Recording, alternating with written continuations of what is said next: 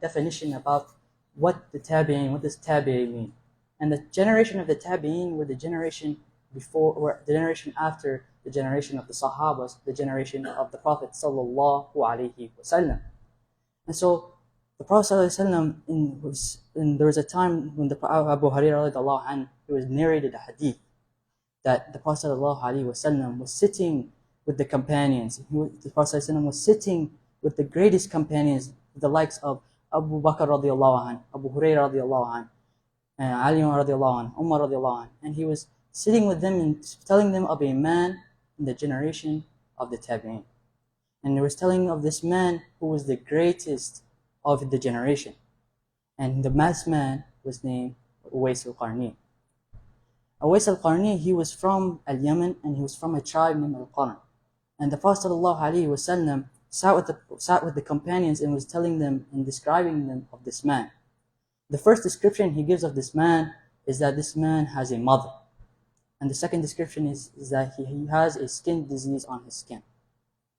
And then the Prophet ﷺ tells the companions that if you meet Oways al-Qarni, if you have the chance to meet Oways al-Qarni, ask him to make istighfar on your behalf.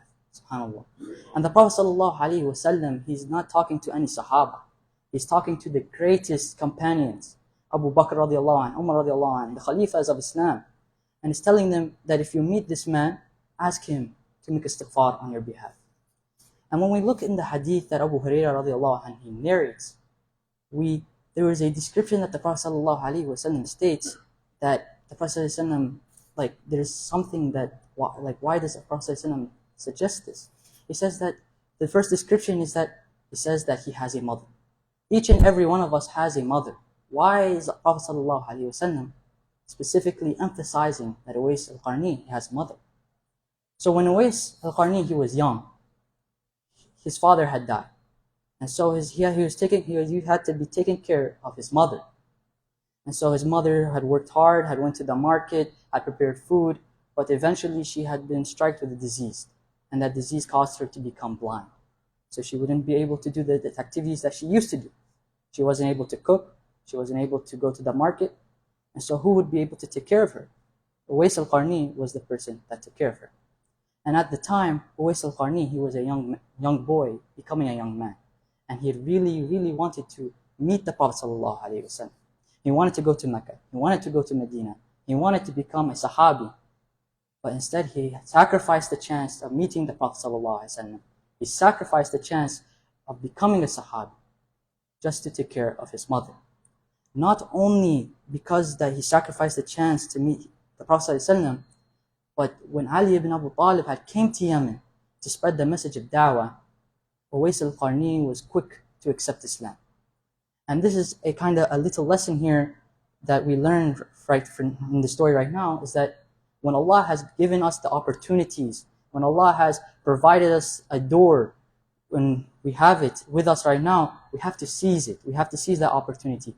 We cannot wait for a door to open, and we cannot wait for a door that was closed and we're waiting for it to open that was from the past. We have to use the opportunities Allah gives us. We have to seize those opportunities.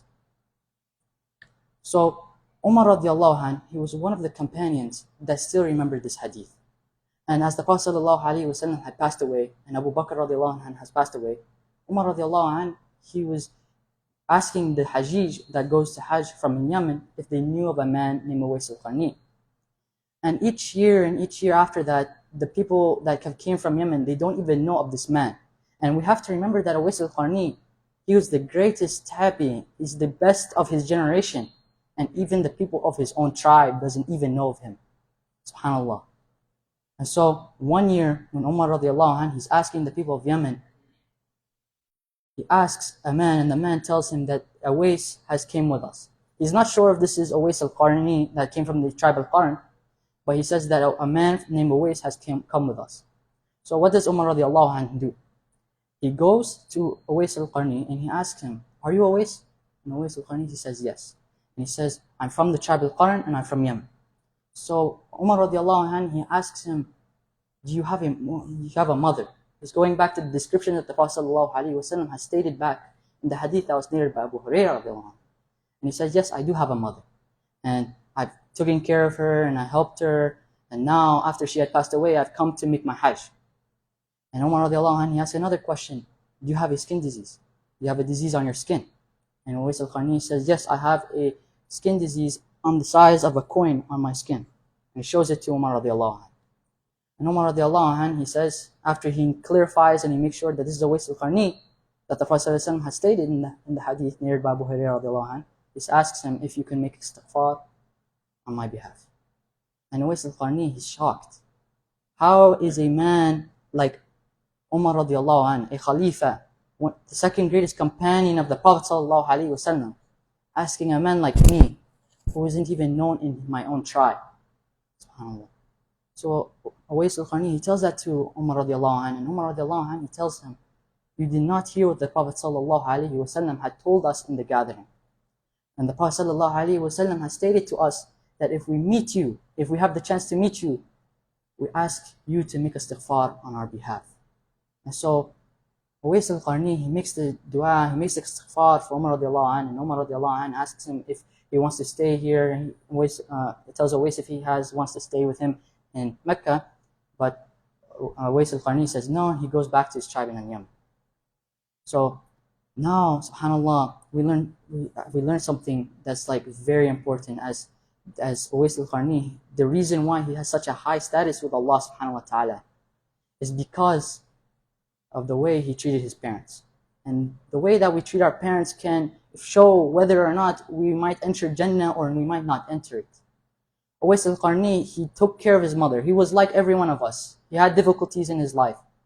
But the way that he showed affection to his mother, the way that he took care of his mother, the way that he sacrificed the chance of meeting the Prophet sallallahu alaihi wasallam and becoming a Sahabi just to take care of his mother, elevated him with a status with Allah subhanahu wa ta'ala. So I would like to thank you guys for listening, and assalamu alaikum wa jazakallahu khair.